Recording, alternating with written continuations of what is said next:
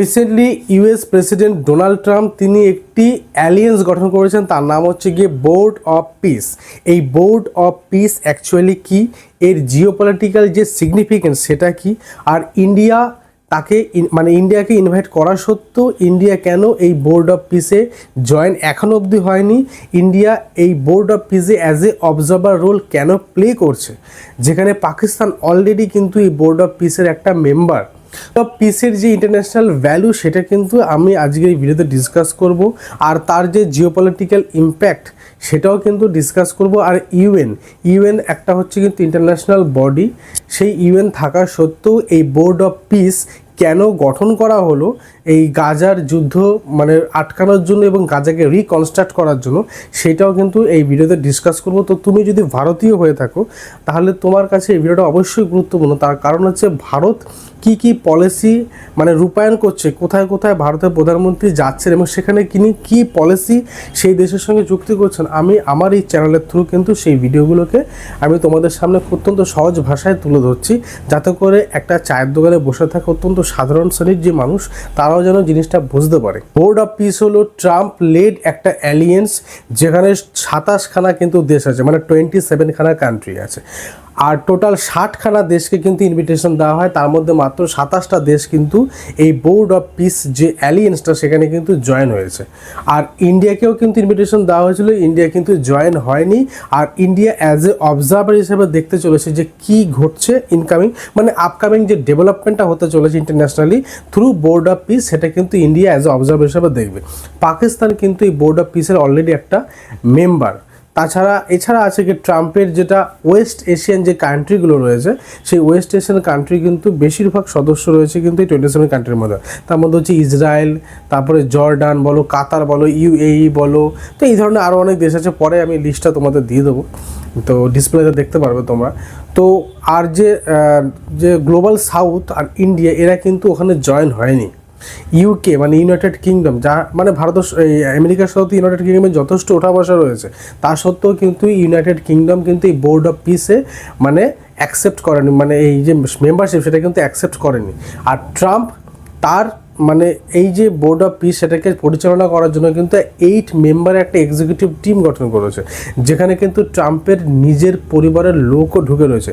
ট্রাম্পের son in law সেও কিন্তু ওখানে রয়েছে, ট্রাম্পের নিজের জামাই যাকে বলা হয় সন ইন ল, তো সেই জামাই কিন্তু এই বোর্ড অফ পিসের একটা মেম্বার রয়েছে অলরেডি। ইউএসএ সেক্রেটারি, তারপরে হচ্ছে তোমার ওয়ার্ল্ড ব্যাংকের যে প্রেসিডেন্ট বোধহয়, তো সেও ওখানে কিন্তু রয়েছে। তো এরকম আরও কিছু মেম্বার রয়েছে। তো ট্রাম্পের নিজের ঘরের লোকই কিন্তু ইন্টারন্যাশনাল মঞ্চে জায়গা বানিয়ে বসে রয়েছে। তো এটা ভালোভাবে যদি অ্যানালাইসিস করা যায় তাহলে দেখা যাবে এই বোর্ড অফ পিসটাকে পুরোপুরি স্টিয়ারিং কিন্তু ওই ট্রাম্পের হাতে।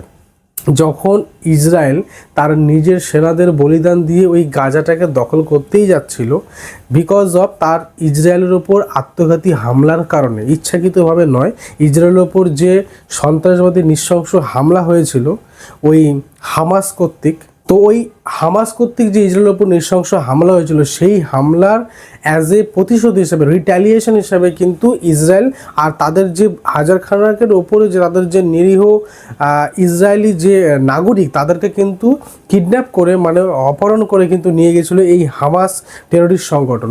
আর সেই কারণে কিন্তু ইসরায়েল এই যে হামাস টেররিস্ট সংগঠন তার বিরুদ্ধে যুদ্ধ ঘোষণা করে। আর এই হামাসকে কিন্তু এই যে গাজা যে স্ট্রিপ সেখানে কিন্তু মদত দিয়ে রেখেছিল, আশ্রয় দিয়ে রেখেছিল কিন্তু প্যালেস্তাইন। তো এই কারণে কিন্তু আজকে ওই গাজা স্ট্রিপটার ওপরে কিন্তু আক্রমণ হয়েছে, যেই কারণে কিন্তু ওখানকার সাধারণ মানুষও কিন্তু অত্যন্ত ভয়ঙ্করভাবে ক্ষতিগ্রস্ত হয়েছে। আজকে ইসরায়েল যখন জায়গাটা সম্পূর্ণভাবে দখল করে নিয়ে তাকে কন্ট্রোলে আনতে যাচ্ছিল, ঠিক সেই সময় কিন্তু ট্রাম্প নিজের চাল চেলে দিয়ে একটা রেসপন্সিবল অত্যন্ত রেসপন্সিবল নেশন দেশ হিসাবে কিন্তু ইন্টারন্যাশনাল মঞ্চে নিজেকে শো আপ করতে চাইছে। আর ইসরায়েল কিন্তু ডাইরেক্টলি কিন্তু সাপোর্ট করতেও পারছে না ট্রাম্পকে, আবার এই যে মেম্বারশিপ সেটা থেকে পিছুও আসতে পারছে না, কারণ ইসরায়েলকে কিন্তু অত্যন্ত স্ট্রংভাবে মিলিটারি ব্যাকআপ থেকে শুরু করে ডিপ্লোম্যাটিক ব্যাকআপ, তারপরে ইন্টারন্যাশনাল মঞ্চে বিভিন্ন রকম ভোটিং সাপোর্ট থেকে শুরু করে সমস্ত রকমের সাপোর্ট কিন্তু এই ইউএসএ দিয়ে এসছে বহু সময় ধরে। আর যেই কারণে কিন্তু ইসরায়েলের পক্ষে না বলার কিন্তু সাহস হয়ে ওঠেনি।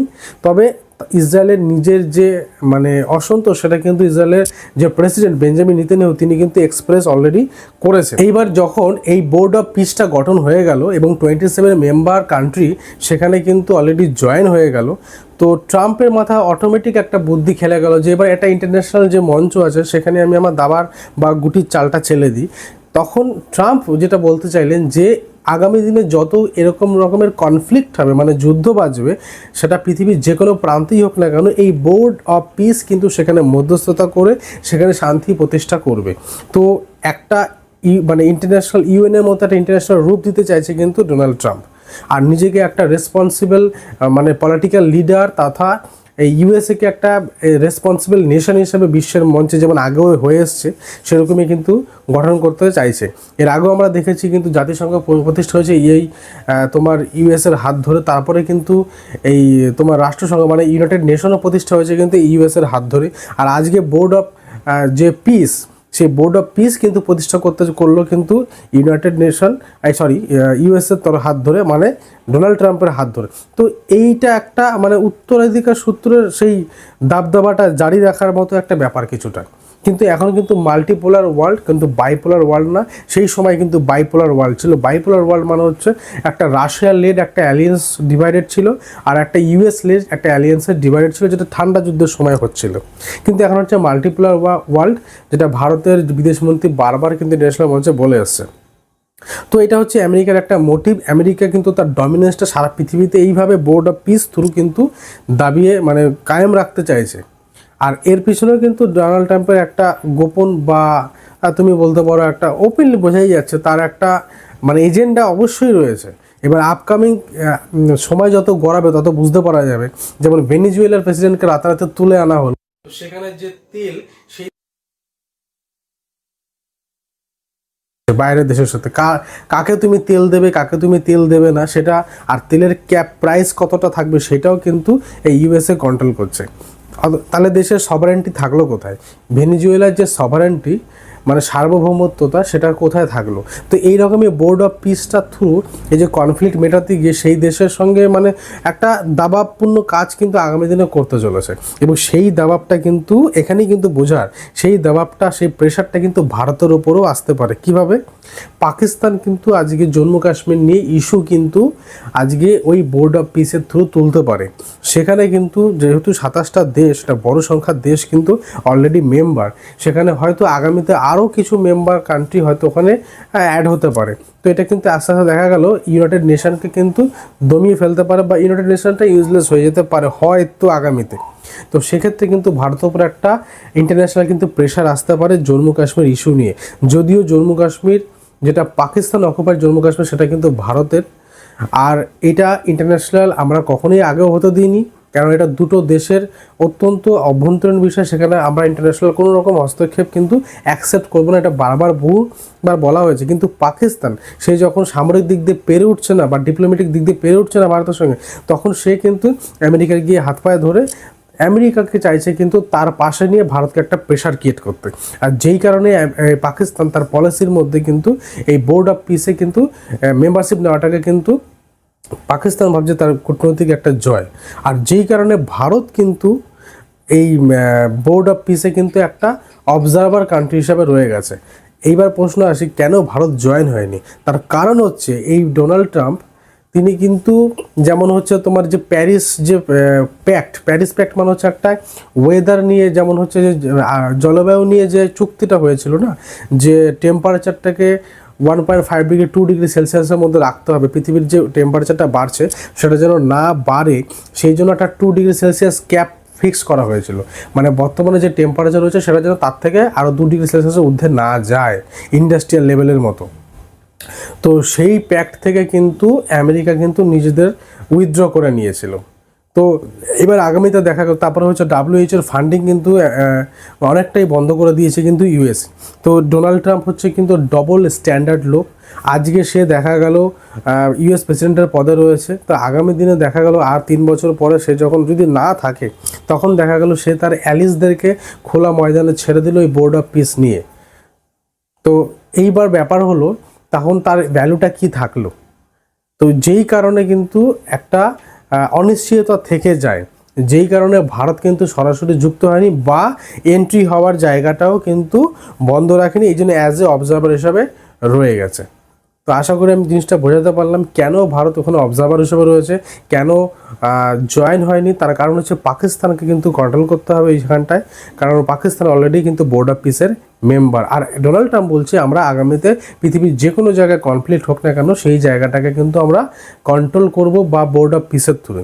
আর এইটা যখন এস্টাবলিশ হয়েছিল সেটা হচ্ছে কিন্তু এই গাজাটাকে, এই যে ধ্বংসাত্মক যুদ্ধটা সেটা কিন্তু থামানোর জন্য আর সেখানটা রিকনস্ট্রাক্ট করার জন্য। আমেরিকা নিজে প্রতিশ্রুতিবদ্ধ হয়েছে যে আমি $10 বিলিয়ন এই গাজা রিকনস্ট্রাক্ট করতে কিন্তু ওখানটায় ইনভেস্টমেন্ট করব। তো এটা একটা ইনভেস্টমেন্ট বলা যেতে পারে, অনেক বিজনেস পলিসিও ঢুকে থাকতে পারে। হতে পারে আমেরিকা $10 বিলিয়ন দিয়ে গাজাটাকে রিকনস্ট্রাক্ট করার পরিবর্তে সেখানে একটা বড় বিজনেস করে ওই যে রিজিয়নটা সেখানে একটা পাওয়ারফুল যে মুসলিম ওয়ার্ল্ডগুলো রয়েছে সেখানে একটা দাবদাবা কায়েম রাখতে পারে। তো এটা কি হতে চলেছে সেটা তো আগামীতেই দেখা যাবে। তো যেই জিনিসটা তোমাদের সামনে আমি তুলে ধরতে চাইলাম, আশা করি তোমাদের বোঝাতে পারলাম। তো তোমরা তোমাদের ভ্যালুয়েবল বক্তব্য তোমরা কমেন্ট সেকশনে রাখতে পারো। আর এরকমই দেশের ভিডিও নিয়ে আমি আগামীতে আবার আসবো তোমাদের কাছে। তো ভালো লাগলে অবশ্যই লাইক, শেয়ার এবং সাবস্ক্রাইব করবে এবং পাশে থাকবে। Thank you.